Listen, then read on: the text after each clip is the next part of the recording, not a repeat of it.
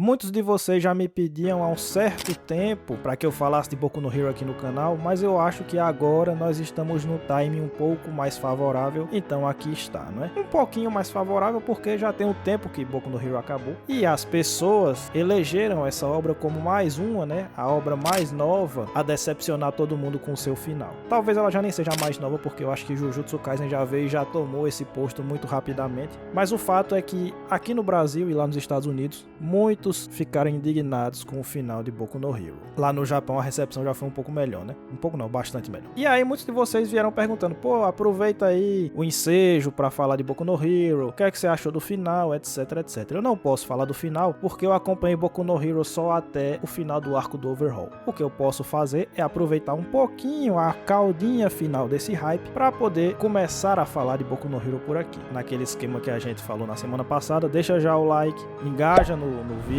comenta, compartilha com a rapaziada aí. Observe se está inscrito no canal, se não tiver, se inscreva, que às vezes o YouTube tira a inscrição. E continue no seu hábito de vir aqui toda segunda-feira para ver se tem vídeo novo, para que a gente possa ressuscitar esse canal, que já começa a dar sinais de vida. Vamos lá, vocês viram aí que eu deixei uma provocação no título perguntando se Boku no Hero era ruim desde o início, né? Já que vocês acharam um final ruim, a questão é saber se Boku no Hero já era ruim desde o início, se a semente do mal já estava lá, ou se a obra foi se perdendo ao longo do caminho. Supondo, é claro, que eu acho o final ruim, que eu não sei o que é que eu vou achar se algum dia eu chegar a ler esse final, né? Mas como vocês me conhecem, vocês que estão aqui há mais tempo me conhecem, sabem que eu não fico segurando essas perguntas até o final pra manter a audiência nem porra nenhuma, então eu vou responder logo de cara. Não, Boku no Hero não começa ruim, muito pelo contrário. O início de Boku no Hero é excelente. Isso por vários motivos que eu passo a expor agora. Só informando que a análise de hoje vai até o capítulo 21 do mangá, tá? Até o final do arco da USJ, que é aquele primeiro arco no qual os vilões aparecem, invadem aquele exercício que os heróis estavam fazendo de resgate e causam um fuzuê da porra ali. Obviamente, o que salta aos olhos a quem começa a ler ou assistir Boku no Hero logo de cara é o fato de que essa é uma obra muito evidentemente filhinha de Naruto, né? Acho que dos mangás mais famosos, Boku no Hero e Black Clover são os dois filhos mais evidentes e mais óbvios de Naruto. E aqui o motivo é óbvio, né? O primeiro dos motivos dessa filiação é muito óbvio, é que Boku no Hero é uma história de jornada de um underdog, de um indivíduo que por algum motivo está abaixo da média da sociedade, ou é tratado dessa forma, né? Que em Naruto não é nem que ele estava abaixo da média, mas ele era tratado assim. Mas o Midoriya realmente está abaixo da média da sociedade e nós vamos ver a sua jornada de escalada até o topo. Que, aliás, esse já foi um motivo de polêmica em relação ao final, porque muita gente reclamou que no final ele nem virou o herói número 1 e foi prometido que ele viraria o maior dos heróis. E outros já disseram que, na verdade, nunca foi dito que ele seria o maior, mas que ele seria um grande herói. E aí fica essa batalha de traduções aí, né? Como eu tô acompanhando pela versão em inglês oficial, a tradução oficial do inglês não fala em virar o maior dos heróis, mas sim virar um grande herói. Mas eu já vi tradutores dizendo que essa tradução é imprecisa e que a tradução mais correta seria o maior dos heróis mesmo, que foi uma promessa não cumprida, né, lá no final do mangá. Mas enfim, o fato é que essa é uma história de um indivíduo que sai lá de baixo para se tornar respeitado dentro da sociedade. E essa é uma história na qual nós vamos vendo o herói progredindo e subindo em respeitabilidade dentro da sociedade, e nisso Boku no Hero já adota um formato geral, uma estrutura geral da história que é idêntica à de Naruto. Outro aspecto do qual essas obras se assemelham é que elas colocam no centro da discussão a questão da rivalidade. Mas aqui Boku no Hero já começa a mostrar sua cara própria, né? Porque toda obra grande, toda obra grandiosa tem que ter uma cara própria. E Boku no Hero tem a sua cara própria e ela já começa a mostrar essa cara própria no modo como ela trata a dinâmica da rivalidade entre o Midoriya e o Bakugou. Porque o normal da questão da rivalidade é uma das duas coisas. Ou o autor segue o caminho de Dragon Ball, no qual o rival é um cara meio obcecado pelo personagem principal e fica tentando superá-lo a todo custo, né? Que é basicamente a dinâmica do Vegeta com o Goku. E durante um tempo essa rivalidade é meio que unilateral, porque o herói meio que não a reconhece. E aí, no caso de Dragon Ball, depois de um tempo, o Goku começou a reconhecer o Vegeta como um rival, mas ele sempre esteve um passo à frente, né? A rivalidade sempre foi maior do Vegeta pro Goku do que do Goku pro Vegeta. Ou você segue o caminho inverso, que é o caminho de Naruto, no qual o protagonista é quem busca correr atrás e busca se provar como sendo melhor do que o rival, porque o rival está na frente, o rival tem mais talento, o rival está mais preparado, e o herói tenta provar o seu próprio valor por meio dessa rivalidade, por meio de vencer o seu rival, e aí assim ele vai mostrar para os outros que ele está sendo menosprezado esse tempo todo. E Boku no Hero tem um pouquinho disso, porque em algum momento o Midoriya já disse que ele quer superar o Bakugou, porque ele acha que o Bakugou é muito talentoso, é muito bom e ele vai provar o seu próprio valor superando o Bakugou. Mas o centro da coisa não está aí. O centro da coisa está em um caminho muito interessante que o Horikoshi resolveu trilhar no seu mangá, que é o caminho do bullying, né? Porque o Bakugou ele não é apenas um rival do Midoriya, ele não é apenas um cara mais talentoso do que o Midoriya e portanto visto como uma ameaça. Ele na verdade fazia bullying, ele no início era um amigo do Midoriya e depois ele passou a praticar bullying contra o Midoriya, porque ele não tinha poderes, porque ele era supostamente um fracote, porque ele não tinha condições de ser um herói, ele era destinado a ser um fracassado porque ele não sabia fazer nada, enquanto que o Bakugou estava destinado à grandeza, porque ele tinha uma individualidade muito forte, porque ele já era muito talentoso desde jovem, né? Você tem então uma mistura da dinâmica da rivalidade com essa questão do bullying que vai ser essencial para a construção dos dois personagens. Então é um caminho diferente que o Horikoshi resolveu adotar para a questão da rivalidade, é uma leitura nova desse tropo comum dentro do shonen, e isso por si só já é motivo de a gente aplaudir o autor, mas não só o fato de ele ter adotado esse caminho, mas o fato de ele ter já desde o começo, desde os 20 primeiros capítulos, trilhado bem esse caminho, já ter feito um bom desenvolvimento dentro dessa premissa do bullying que o Midoriya sofreu. Por quê? E aí a gente já entra no personagem do protagonista, né? Porque ele toma o cuidado de construir a personalidade desses dois personagens por meio dessa dinâmica. Então a gente vê que o Midoriya é um personagem ambíguo já desde o começo, porque ele é frágil. O fato de ele ter sido vítima de bullying desde o início tornou o Midoriya um personagem frágil, um personagem que não tem muita confiança em si mesmo, um personagem que frequentemente abaixa a cabeça e aceita ser humilhado, aceita ser menosprezado, porque era o que ele estava acostumado a sofrer desde o início, mas que a gente já começa a ver uma evolução aqui. Ao mesmo tempo que ele é frágil, e é por isso que eu digo que ele é um personagem ambíguo, ele é um personagem que ele tem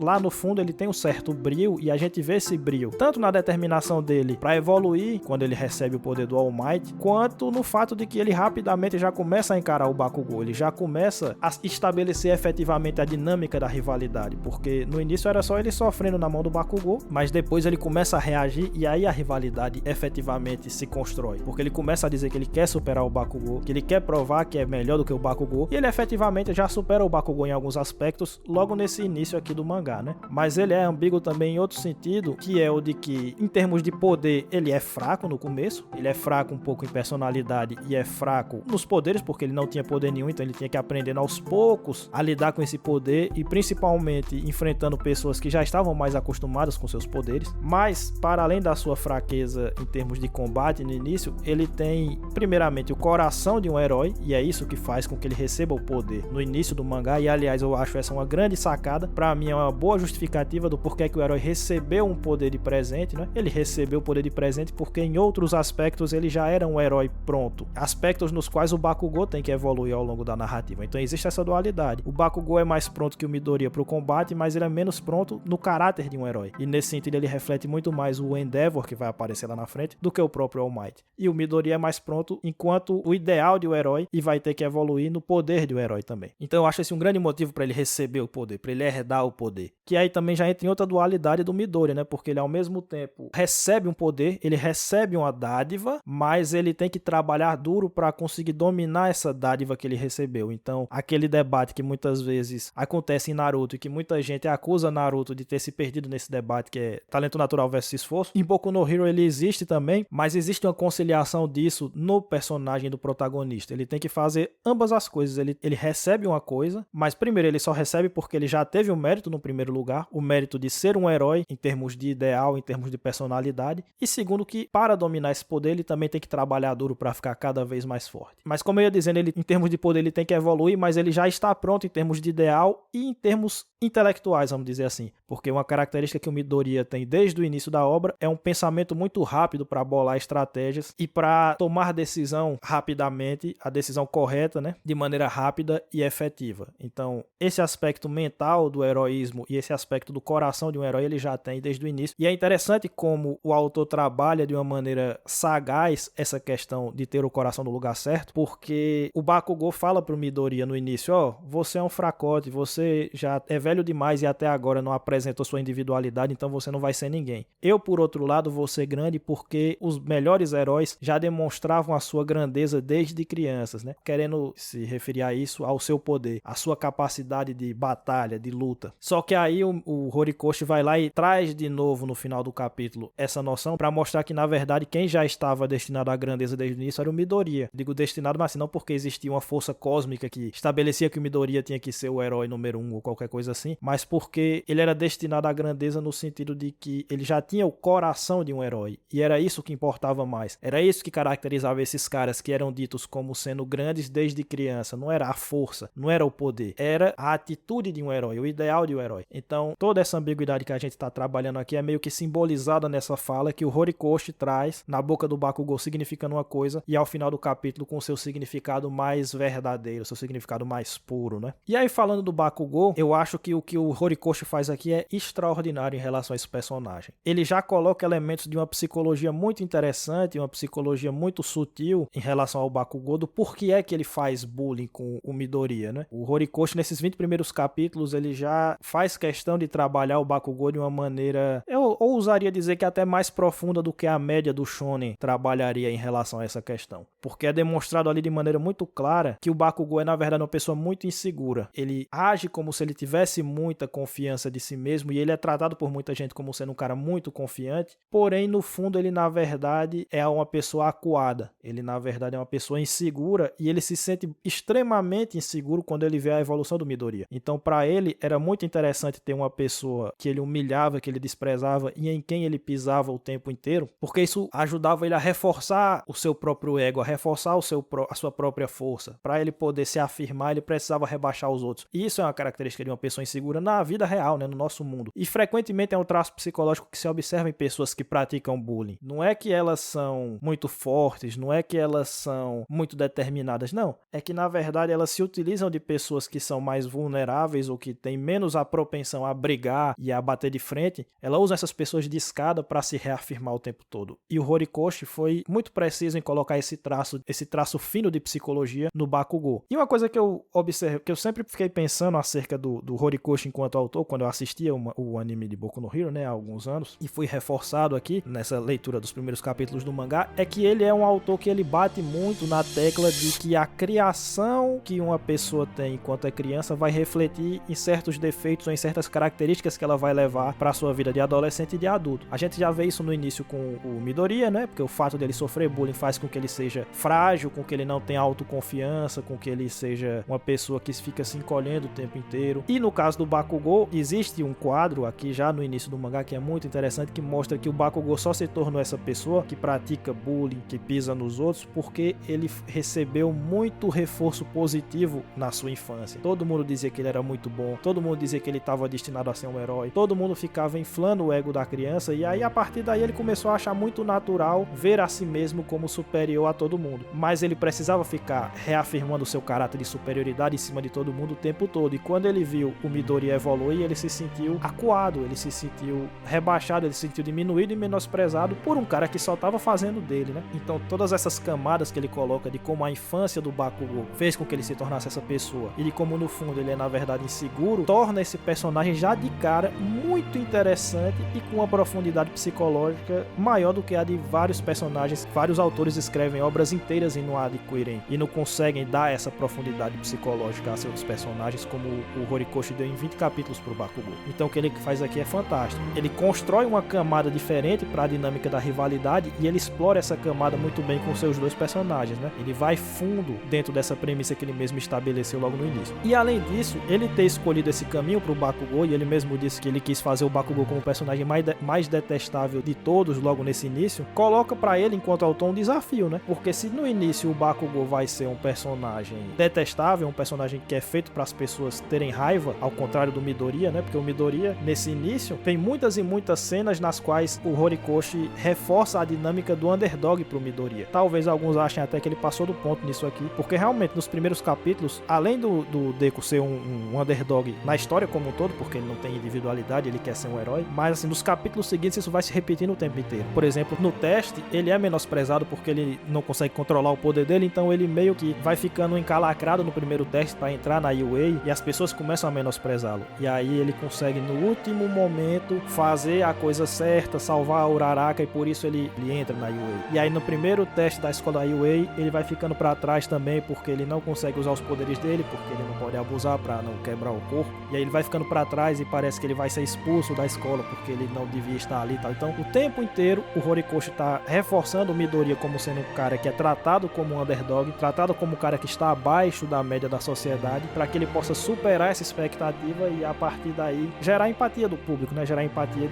da história da superação, porque o público adora uma história de superação. Como eu disse, alguns talvez achem que isso é feito vezes demais e aí passou do ponto e as pessoas passam a tratar o Midoriya como sendo um fracote, etc, etc. Uma leitura que eu julgo um pouco superficial, mas que eu entendo de onde vem essa crítica. Já com o Bakugou, o desafio é o contrário, porque se você vai fazer o personagem ser detestável, você vai reforçar o caráter detestável dele em várias e várias cenas. Ele nesse início, em vários momentos, nem age como um herói, age de maneira impulsiva, ele é agressivo com todo mundo, ele... Enfim, como é que você vai fazer as pessoas terem empatia por aquele que é um dos seus principais personagens dentro da obra, né? Se você tá sempre reforçando o caráter de como ele é imaturo, de como ele não age como um herói, de como ele é um bully, de como ele faz o mal aos outros, como você vai fazer as pessoas terem empatia por esse que é um dos principais personagens? Esse é um desafio. E esse é um desafio que demanda desenvolvimento do personagem. Então o Horikoshi, além de começar muito bem com o Bakugou, ele já se coloca um desafio muito grande de que ele vai ter que trabalhar essa evolução interna do Bakugou de uma maneira consistente para que o público possa começar a gostar dele um pouco mais. Para que o público possa ver que ele tem um pouco mais do que sendo só um cuzão, que foi o que ele foi nesse começo. Só que aí você vai me dizer o seguinte, rapaz, a verdade é que lá no Japão as pessoas adoravam o Bakugou desde o início. Por mais que ele agisse como um indivíduo detestável, por mais que ele fosse intragável e fosse até mau caráter em muitas coisas, o fato é que ele caiu nas graças do público desde o início. E aí a gente pode utilizar esse ensejo para explicar uma questão que é muito importante quando a gente faz análise de arte, que é a história do que eu chamo do leitor hipotético.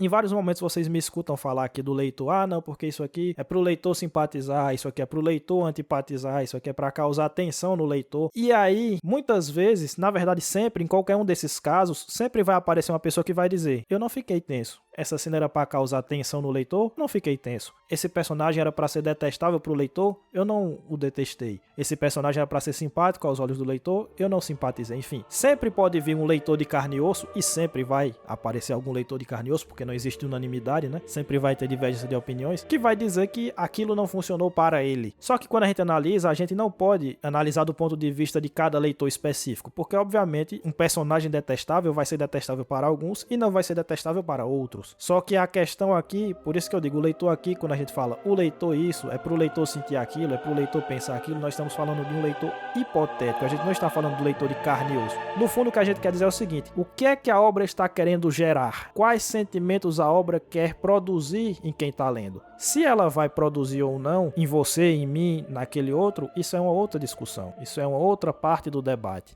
É a parte de como cada subjetividade vai absorver aquele elemento que está na obra. Mas quando a gente fala que é para o leitor sentir isso ou aquilo, é porque o que é que a obra está tentando causar no leitor? E quando a gente analisa se ela conseguiu ou não, o que a gente está buscando é saber se ela trouxe elementos suficientes dentro da sua construção para gerar aquele sentimento ou não. A gente não está querendo saber se o leitor A ou B ou C sentiu aquela emoção propriamente dita ou não. A questão é saber se a obra fez o trabalho necessário, se ela colocou signos, se ela colocou elementos o suficiente para gerar aquilo ou não. Esse é o ponto. Então, toda vez que eu falar do leitor, tenha isso em mente. Eu estou falando desse leitor, entre aspas, hipotético e não do leitor de carne e osso. Porque pode ser que você adore o Bakugou, pode ser que você goste muito do Bakugou desde o início, mesmo com o autor tendo feito de tudo para torná-lo intragável. Mas o fato é, quais são os elementos que estão na obra acerca do Bakugou? É muito óbvio que na obra existe um esforço muito grande para tratá-lo como um personagem detestável. E não faltou nada. Então, por mais que as pessoas tenham gostado dele desde o início lá no Japão, em outros lugares, o fato é que a escrita dele para ser um personagem detestável está correta. Então, nesse sentido, a obra acerta. Não faz sentido dizer que a obra errou porque as pessoas gostaram dele. Porque aí entra muita questão de interpretação. Cada um interpreta de um jeito. Entra os valores de quem está lendo. Enfim, entra muita coisa nisso daí que o autor não controla. O que ele pode controlar é o modo como ele estabelece os elementos para gerar um efeito. E aqui tá perfeito. Não tem como você me dizer que o Bakugou não foi construído como um personagem detestável, porque ele obviamente foi, com muita eficiência.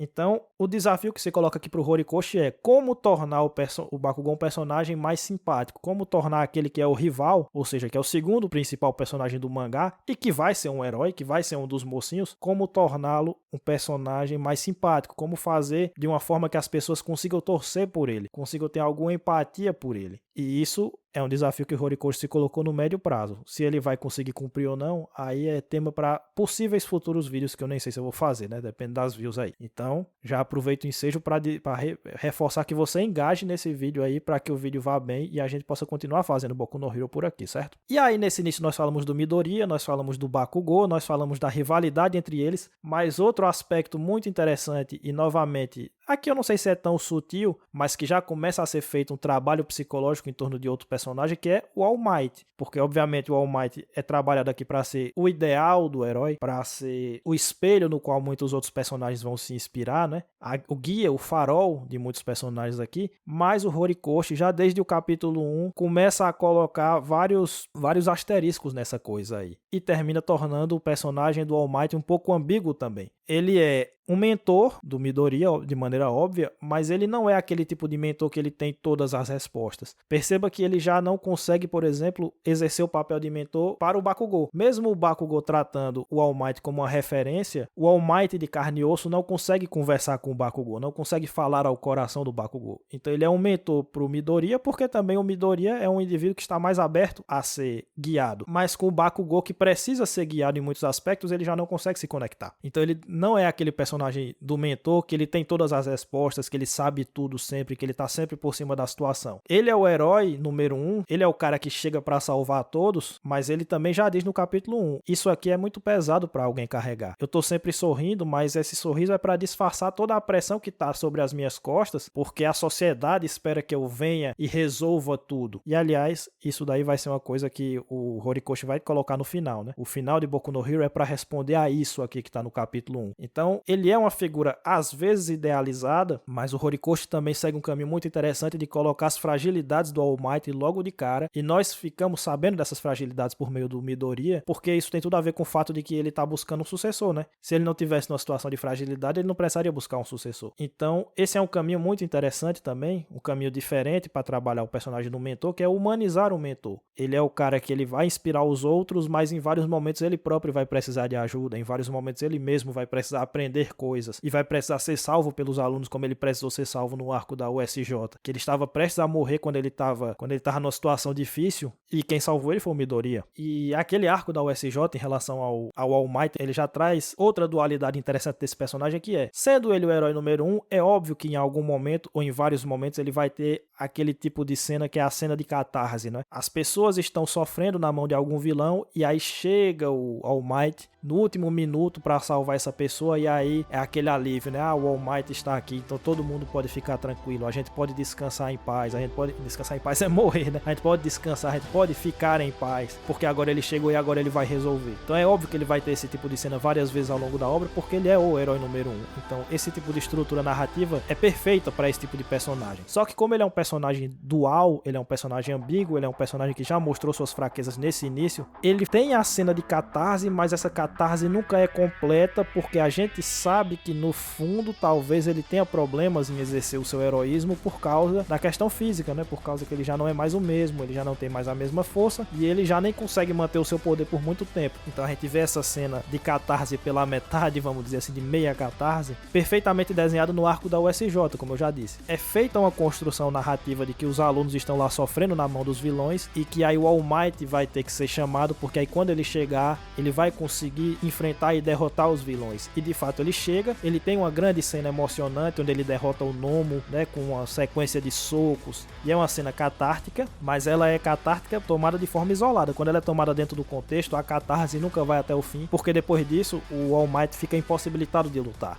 e ele fica tendo que blefar contra os vilões, e ele termina tendo que ser salvo pelo Midoriya. Então essa dualidade do All Might, que traz um pouco mais de profundidade, traz uma outra camada psicológica para esse personagem e que é um caminho diferente, né? Tem o mérito de ser um caminho diferente pro arquétipo do mentor. Ela também tem reflexos na narrativa de Boku no Hero. Então o All Might salva, mas ele também precisa ser salvo. E a gente vê isso com perfeição nessa cena da USJ aí, que é uma cena grandiosa, é uma cena de empolgação, mas que logo em seguida traz a apreensão de volta. Agora a gente se apreende pelo futuro do All Might. O que é que vai acontecer com ele se os vilões não comprarem o blefe dele? E de fato não compraram, né? E aí teve que vir o Midoriya com o seu heroísmo, que já está sendo construído desde o capítulo 1, para salvar aquele que é o seu próprio mentor. Você tem um emaranhado de coisas acontecendo em Boku no Hero que é muito bem feito, elegante mesmo na sua construção, e assim como eu elogiei Yu-Gi-Oh!, essas estruturas que são complexas e vão se misturando parecem simples e parecem fáceis, porque é feito de uma maneira que parece fácil, né? Então isso também é mérito. E aí tudo bem, falei desses 3 personagens, que foram os 3 principais personagens desses primeiros 20 capítulos, e agora falando um pouco da sucessão dos arcos, a gente vê que existe uma pequena, uma leve, porém natural progressão da tensão, né? No primeiro capítulo a gente tem a introdução de quem é o Midoriya, qual é a situação dele, quem é o Bakugou, quem é o All Might, por que é que o Midoriya vai receber os poderes dele, tudo aquilo, muito bem redondinho, muito bem feito no capítulo 1. E aí depois a gente vê que ele tem que treinar um pouquinho para poder, já que ele vai receber um poder e o corpo dele não tá preparado, ele tem que treinar, e o primeiro treino dele é um treino bastante mundano, né? É de carregar coisas, limpar a beira da praia lá de eletrodomésticos que foram jogados lá. Então ele tem que limpar tudo,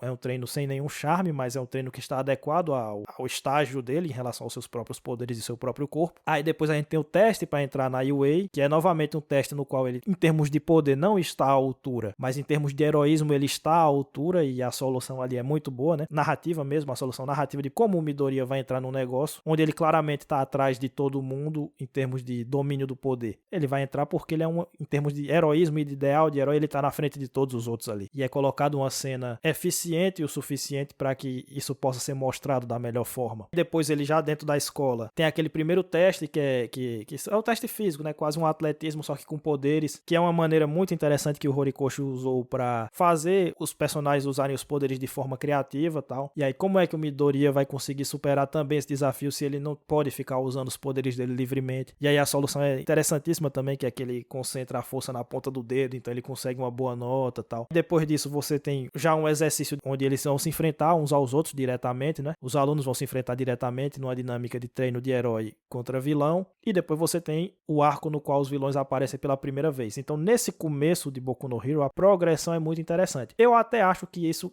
aqui vai ser um fator no qual o Horikoshi vai pecar muito no futuro da obra, tá? Eu acho que essa progressão vai ser extremamente prejudicada, e em vários momentos Boku no Hero vai cortar o seu próprio clímax em arcos futuros, mas nesse começo essa progressão é natural. O arco seguinte sempre tem um pouquinho mais de tensão do que o anterior e vai exigindo que o protagonista vá melhorando e vá evoluindo aos poucos em relação ao domínio do seu poder. E ele vai saindo com soluções criativas que também tem tudo a ver com aquilo que a gente disse de que ele é um personagem muito inteligente em termos de combate, né? Ele tem uma leitura muito precisa e muito interessante da questão do combate, de como usar os poderes, de como usar o seu ambiente a seu favor, o ambiente que está ao redor ao seu favor na hora da luta, na hora do aperto, tudo isso. Beleza, então tem essa questão da progressão, esses arcos dos testes que parecem muito com o Exame Chunin, né? E novamente aqui Boku no Hero se mostra como um filhinho de Naruto, porque aqui o Horikoshi mostra que aprendeu muito bem a lição do mestre Kishimoto de como você gera tensão numa situação que não tem tensão real, porque o Exame Chunin no início é isso, né? Naquela parte do teste escrito não existe uma tensão verdadeira, ninguém tá correndo risco de vida, ninguém vai morrer, ninguém vai fazer nada. Só que a tensão se dá pelo fato de que nós sabemos que o Naruto precisa dar aquele primeiro passo porque ele quer ser um Hokage, então para ser um Hokage ele tem que ser primeiro um Chunin lá no início da sua jornada, né? Então ele não pode perder aquele teste. E aí o Kishimoto vai dando maneiras de dar tensão a esse teste escrito, que são maneiras muito interessantes. E o Horikoshi mostra que aprendeu bem com o mestre, porque ele vai conseguindo dar tensão o suficiente para esses pequenos testes da escola. Se você não conseguir, você não vai entrar na escola.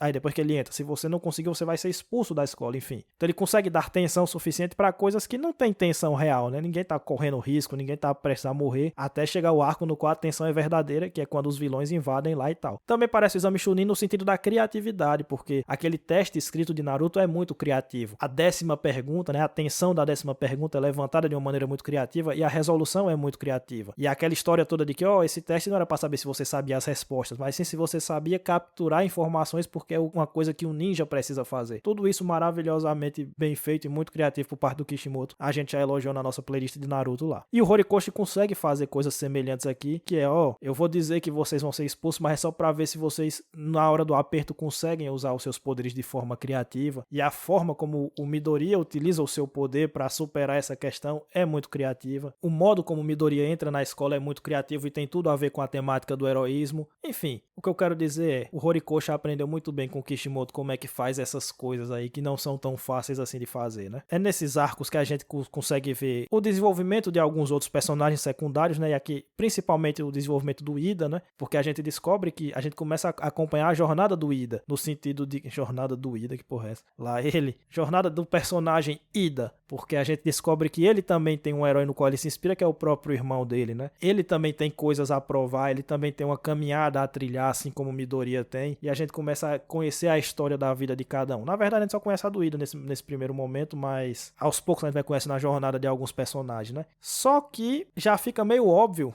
desde o início, porque alguns personagens não vão ser grande coisa. O elenco é muito numeroso, isso já dava pra desconfiar que nem todos os 20 iam ser desenvolvidos da melhor maneira, porque é muita gente. E alguns deles você percebe que vão ficar de lado até pelo poder deles, tipo aquela menina lá do fone de ouvido, a outra que é só invisível, enfim, o cara que solta laser do umbigo. Então tem alguns poderes que são meio nada a ver, que meio que já davam a indicação de que esses personagens iam ter muita dificuldade de ser colocados em tela, de serem desenvolvidos adequadamente. Aquele cara que não tem poder nenhum, ele só tem uma cauda, ele é o famoso animal que come com o rabo. Então assim, o Horikoshi se esforçou com relação a alguns personagens, mas tem alguns que são tão qualquer nota, tão genéricos, que já ficava meio claro desde o início, já estava ali a sementinha desse mal, que a gente sabe que vai perdurar ao longo de toda a obra. Nem todo mundo aí vai receber o tempo de página, o tempo de tela, entre aspas, que mereceria ter e que poderia ter para que se tornassem personagens plenos, né? Mas nesse início o trabalho é bem feito em relação a vários desses personagens, no sentido de que o Horikoshi já coloca características muito típicas em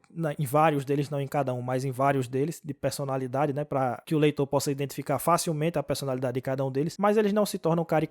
Não é uma coisa meio Kimetsu no Yaiba, que os personagens têm características muito marcantes, mas que eles só ficam naquela característica e fica uma coisa meio repetitiva e meio rasa muito rápido. Em Boku no Hero ele consegue nesse começo dar uma dinâmica interessante para a maioria desses personagens, ou não sei se para a maioria, mas para vários desses personagens, sem que eles se tornem caricaturas, né? E aí outros dois aspectos aí pra gente finalizar de vez, outros dois aspectos nos quais Boku no Hero é filhinho de Naruto nesse começo é o uso criativo dos poderes, porque a gente sabe que o Kishimoto é um grande mestre nessa arte aí, e o Horikoshi é tão bom quanto ele, se não for melhor. Já desde o começo a gente vê vários personagens utilizando seus poderes de forma criativa, de forma eficiente dentro da situação de combate na qual eles estão inseridos, e o Midoriya é um mestre nisso, né? Um mestre nisso, tem várias vezes que ele utiliza isso, até inclusive quando ele está enfrentando os próprios vilões, ele sabe utilizar isso de uma maneira que reforça o caráter de inteligência que ele tem. Então o Horikoshi é um grande mestre das lutas, pelo menos nesse início. E a outra questão que assemelha esses arcos de teste ao arco do Exame Chunin e, portanto, traz o Boku no Hero como um filhinho de Naruto uma vez mais, é a posição do personagem do Todoroki. Porque o Todoroki, nesse começo, ele ainda não é desenvolvido, nós não sabemos o passado dele, não sabemos direito a personalidade dele, não sabemos nada, a gente só sabe que ele é muito forte. E, nesse sentido, a introdução dele parece muito com a introdução do Gaara no Exame Chunin, porque o Gaara também surge como um cara que é só muito forte e que, aos poucos, a gente vai descobrindo o backstory dele. Mas em que sentido eu falo que a posição do Todoroki lembra a posição do Gaara?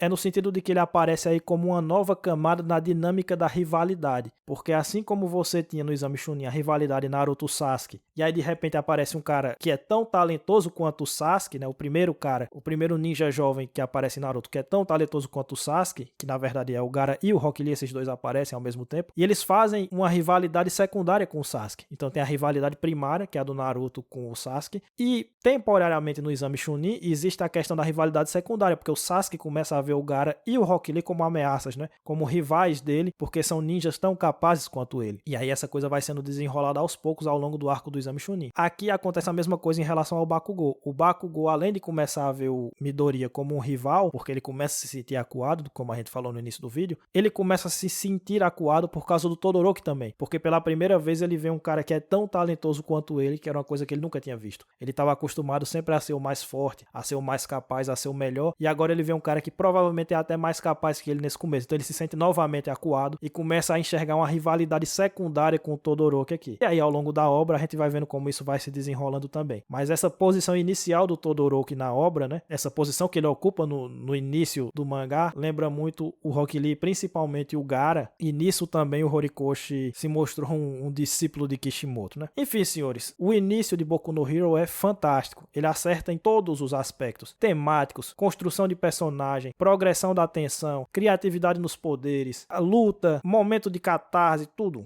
o início de Boku no Hero acerta e traz alguns desafios interessantes para o Horikoshi no médio prazo, né? O desafio de como ele vai tratar o Bakugou, de como ele vai lidar com essa questão do bullying, de como ele vai lidar com a questão do All Might. Então é o começo com o pé direitíssimo para uma obra que talvez esse começo muito forte reforce a decepção que muitos tiveram com o final, né? Porque a famosa saída de leão, chegada de cão. Que eu não sei se eu concordo com isso, porque eu não sei como foi o final direito, né? Mas que o início de Boku no Hero é excelente, é. Beleza? Tá pago. Vamos ver se vocês vão engajar bem aí para que a gente continue falando de Boku no Hero. Se não engajar, esse vídeo vai ser o único e é isso. Mas se vocês gostarem, a gente pode continuar. Semana que vem, eu não sei que vídeo eu vou trazer. Talvez eu traga Hunter x Hunter, que é outra série que vocês pedem muito. Mas vamos ver aí. Muito obrigado.